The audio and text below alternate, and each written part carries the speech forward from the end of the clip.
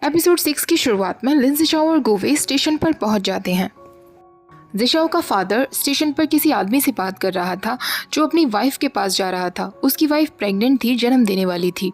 जिशाओ का फादर उसे बताता है मेरी भी एक बेटी है, वो अपने कॉलेज के म्यूजिक डिपार्टमेंट में है, वो सेलो प्ले करती है, वो बहुत जेंटल है, मुझे विश्वास है कि एक दिन वो प्रोफेशनल सेलिस्ट बनेगी। तभी जिशाओ उसे वहाँ देख लेती है और गुस्से में उसका नाम लेती है। वो उसके पास जाकर कहती है, आप यहाँ बैठे क्या कर रहे हैं? मेरी माँ और मैं इतनी देर से परेशान हैं। आज आपकी सर्जरी होने वाली थी और आप इस तरह स्टेशन पर चले आए। अभी की अभी हमारे साथ वापस चलिए। जिशाओ का फादर कहता है, मैं हॉस्पिटल जाने से पहले KFC जाना चाहता हूँ, मुझे भूख लगी है। जिशाओ कहती है, क्या आप पागल हो गए हैं? आज आपकी सर्जरी है और आप KFC जाने की कह रहे हैं। तभी गुवे कहता है, कोई बात नहीं जिशाओ, मैं हॉस्पिटल फ़ोन करके सर्जरी पोस्टपोन करने के लिए कह देता हूँ। तीनों मिलकर KFC पहुँचते हैं तो जिशाओ वहाँ भी उनसे कहती है, आप बिल्कुल ऐसे खा रहे हैं जैसे आपको कोई फ़र्क ही नहीं पड़ा। मेरी माँ इतनी परेशान है, आपने एक भी बार हमारे बारे में नहीं सोचा और इस तरह हॉस्पिटल छोड़कर चले गए, अपना फ़ोन स्विच ऑफ कर दिया। लेकिन ये सब के बाद भी आपको सिर्फ और सिर्फ खाने की पड़ी है। जिशाओ का फादर कहता है, क्योंकि तुम्हें ये बहुत पसंद था। मुझे आज भी याद है जब तुम 3rd क्लास में थी तो तुमने अपनी विश लिस्ट में लिखा था कि तुम अपने फादर के साथ KFC जाना चाहती हो और मैं सर्जरी से पहले ये पूरा करना चाहता था। क्या तुम भूल गई? जब तुम छोटी थी तो तुम्हारी टीचर ने कहा था 100 ऐसी चीज़ें लिखने के लिए जो तुम अपने फादर के साथ करना चाहते हो। तो तुमने उसमें लिखा था तुम मेरे साथ आइसक्रीम खाना चाहती हो, KFC जाना चाहती हो, माउंटेन्स पर जाना चाहती हो और भी बहुत कुछ था। हमारे पुराने घर पे मैंने वो वॉल पर लगाया हुआ था, मुझे वो अपने साथ लाना चाहिए था। काफ़ी सारी बातें मैं भूल गया हूँ। जिशाओ बहुत इमोशनल हो जाती है और कहती है, वो बहुत पुरानी बात है, मैं भूल गई हूँ। हालांकि उसे सब कुछ याद था। जिशाओ का फादर उससे कहता है, मुझे पता है कि मुझे कैंसर है और मैं ये भी जानता हूँ कि मेरी सर्जरी में काफ़ी रिस्क है, इसीलिए सर्जरी से पहले मैं यहाँ आना चाहता था। हमारे स्कूल में एक पुराने टीचर थे जो अपनी सर्जरी के दौरान मर गए थे। जिशाओ, मुझे माफ़ कर देना, इन दिनों में अपने आप में ही इतना बिजी हो गया कि ये भी भूल गया मेरी बेटी को क्या पसंद है। अगर तुम्हें ये सब खाना अच्छा नहीं लग रहा तो हम कुछ और कर सकते हैं। जिशाओ की आंखों में अचानक आंसू आ जाते हैं और वो उनसे कहती है, मुझे वॉशरूम जाना है। वो बाहर आती है और बहुत ज़ोर ज़ोर से रोने लगती है। गुवे भी उसके पास आता है। जिशाओ उससे कहती है, मेरा और मेरे डैड का रिश्ता हमेशा ऐसा ही रहा है, मैंने हमेशा उन्हें डांटा है, कभी भी उनसे ठीक से बात नहीं की।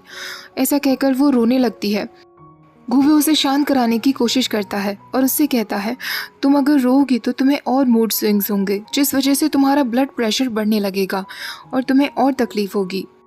जिशाओ कहती है, ये तुम क्या बोले जा रहे हो, मुझे कुछ समझ नहीं आ रहा। गुवे उससे कहता है, मेरे कहने का मतलब है कि तुम्हारे रोने की वजह से तुम्हारे चीक्स बहुत रेड हो गए हैं और फेस काफ़ी स्कैरी लग रहा है। जिशाओ और भी ज़्यादा रोने लगती है और उससे कहती है, तुम इस तरह मुझसे कैसे कह सकते हो? एक तो मैं रो रही हूँ, ऊपर से तुम मुझे अगली बुला रहे हो। क्या तुम्हें लोगों को कंफर्ट देना नहीं आता? गुवे उससे कहता है, मेरे कहने का वो मतलब नहीं था और उसे हग कर लेता है। जिशाओ को थोड़ा बेटर फील होता है, लेकिन वो गुवे से कहती है, क्या तुम्हारे पास कोई टिश्यू है? तुम्हारा कोट गंदा हो गया है। गुवे उससे कहता है, कोई बात नहीं, तुम खुद को संभालो, मिस्टर लिन को अपनी ऐसी हालत में मत देखने दो। अब हमें हॉस्पिटल चलना चाहिए, आंट लिन वहाँ इंतज़ार कर रही होंगी। तीनों हॉस्पिटल के लिए निकल जाते हैं। जिशाओ ने अपने डैड को गले लगाया हुआ था और वो अभी भी रो रही थी। ये देखकर गुवे काफ़ी इमोशनल हो जाता है। गुशाओ अपने घर पहुंचता है जहां उसके डैड उससे कहते हैं, मैंने तुम्हारे लिए जॉब का अरेंजमेंट किया, लेकिन तुम उस जॉब को नहीं करना चाहते। तुम कुछ भी नहीं करना चाहते, बस लड़कियों के आसपास घूमना चाहते हो। गुशाओ कहता है, ये मैंने आपसे ही तो सीखा है। कल परसों आप भी तो किसी क्लब में गए थे, मेरे फ्रेंड ने आपको एक लड़की के साथ देखा। क्या मैं आपको फोटोग्राफ शेयर करूं? गुशाओ का डैड कहता है, बकवास बंद करो, मैं तुमसे सीरियस बातें कर रहा हूँ। तुम अपने अंकल के घर से आ रहे हो ना, उनके बेटे गुवे को देखो। तुम दोनों भाई हो, लेकिन कितने अलग हो। गुवे इतनी कम उम्र में डॉक्टर बन गया, वो भी एक प्रोफेशनल डॉक्टर, और दूसरी तरफ तुम हो जो बिल्कुल यूजलेस हो। क्या तुम अपने भाई से कुछ नहीं सीख सकते? गुशाओ कहता है, आप मुझे गुवे जैसा बनने के लिए कह रहे हैं? वो 30 साल का हो गया है और उसकी अभी तक कोई गर्लफ्रेंड भी नहीं है। आंटी उनको लेकर इतना परेशान है, पता नहीं उन्हें अपने ग्रैंड चिल्ड्रन कब मिलेंगे। गुशाओ का डैड कहता है, और मैं इस बात से परेशान हूँ कि कहीं एक दिन मुझे बहुत सारे ग्रैंड चिल्ड्रन ना मिल जाएं। गुशाओ कहता है, मैं खुद को कंट्रोल रखता हूँ डैड, बल्कि मुझे इस बात का डर है कि एक दिन मुझे मेरा छोटा भाई या छोटी बहन ना मिल जाए। गुशाओ का डैड गुस्से में कहता है, क्या कहा तुमने? तभी उसकी माँ आकर गुशाओ के डैड से पूछने लगती है, क्या तुम्हारा बाहर कोई अफेयर चल रहा है?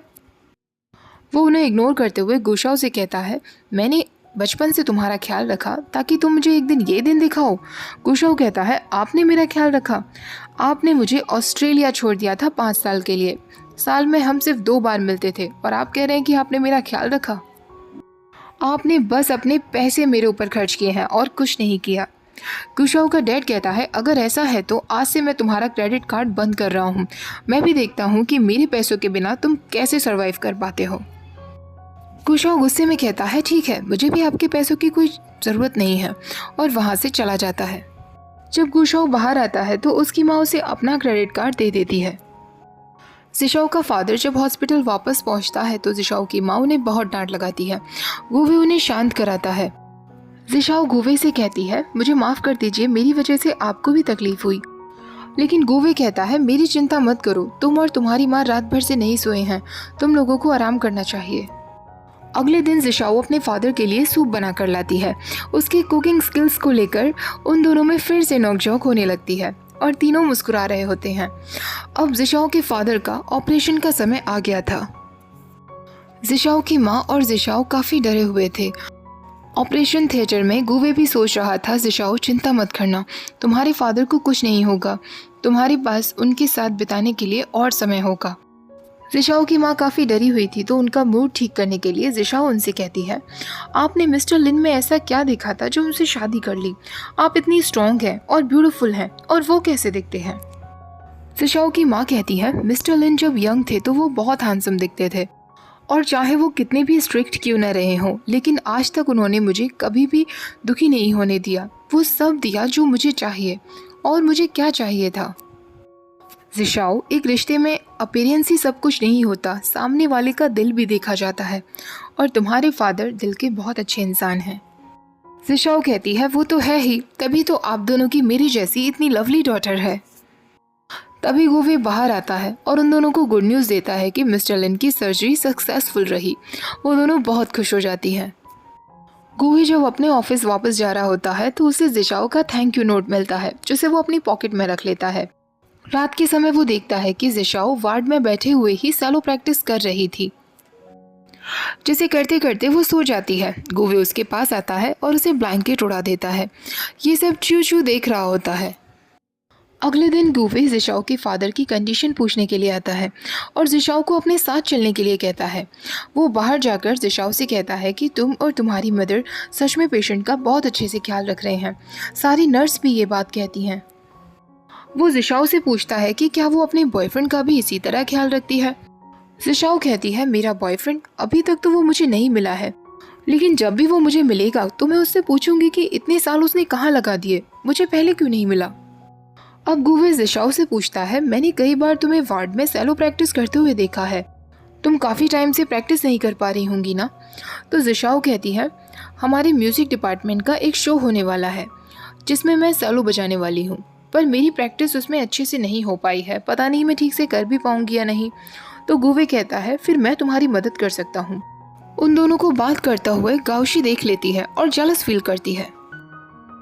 अगले दिन गुवे लिन जिशाओ को बताता है कि यहाँ हॉस्पिटल के चैरिटी ऑर्गेनाइजर्स पेशेंट्स के लिए परफॉर्म करते हैं, और वो लिन जिशाओ को भी वहाँ परफॉर्म करने के लिए कहता है। जिशाओ पहले थोड़ा घबराने लगती है तो गुवे उससे कहता है, तुम्हारे म्यूज़िक ने मुझे एनकरेज किया था, अब समय आ गया है कि तुम अपने म्यूज़िक से खुद को भी एनकरेज करो। जिशाओ परफॉर्म करने के लिए चली जाती है। तभी गुवे के पास 2 एंजन आता है और उससे कहता है कि कोई इमरजेंसी है, उसे तुरंत चलना होगा। गुवे वहाँ से चला जाता है। जब जिशाओ की परफॉर्मेंस ख़त्म होती है तो वो सबको बहुत पसंद आती है, सब उसके लिए तालियां बजाते हैं, लेकिन जिशाओ की नज़रें सिर्फ गुवे को ही ढूंढ रही थीं। अगले दिन जिशाओ अपने स्कूल में परफॉर्म करती है तो उसकी टीचर को भी उसकी परफॉर्मेंस बहुत पसंद आती है और वो उसे शो में परफॉर्म करने के लिए कह देते हैं। जिशाओ ये बात सैनसन को बताती है। सैनसन उससे कहती है, तुम सच में बहुत टैलेंटेड हो, अपने डैड का ख्याल रखने के साथ साथ तुम इस शो के लिए भी सेलेक्ट हो गई। जिशाओ कहती है इसका क्रेडिट डॉक्टर गू को भी जाता है, उन्होंने मुझे म्यूजिक के लिए बहुत एनकरेज किया और मिस्टर लिन की तबीयत में भी सुधार उन्हीं की वजह से हो रहे हैं।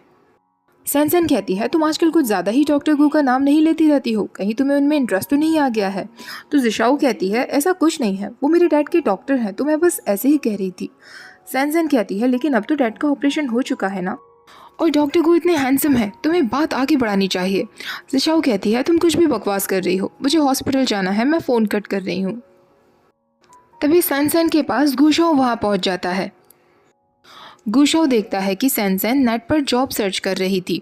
गुशाओ उससे कहता है तो तुम जॉब ढूंढ रही हो, मैं भी अपना काम शुरू करने वाला हूँ, क्या तुम मेरे साथ काम करना चाहोगी? हम दोनों साथ मिलकर बहुत बड़े बड़े कारनामे कर सकते हैं।